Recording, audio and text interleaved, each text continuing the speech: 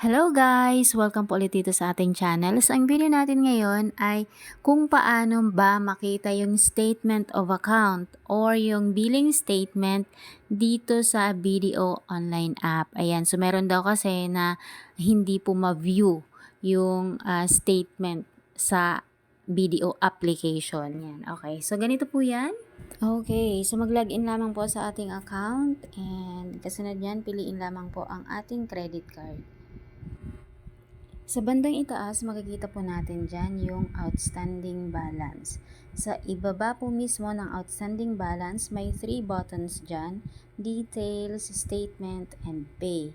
Ayan, so i-click po natin yung statement. Ayan, so dito po natin makikita yung ating statement of account. Pipiliin lang po natin yung month. Minsan po pala nawawala yung statement button. So, pero babalik din naman yan. Mga 3 days before statement date, nawawala po yung statement button. Ayan, so piliin lamang po yung month and then, ayan, makikita nyo na yung inyong SOA. Ganyan po.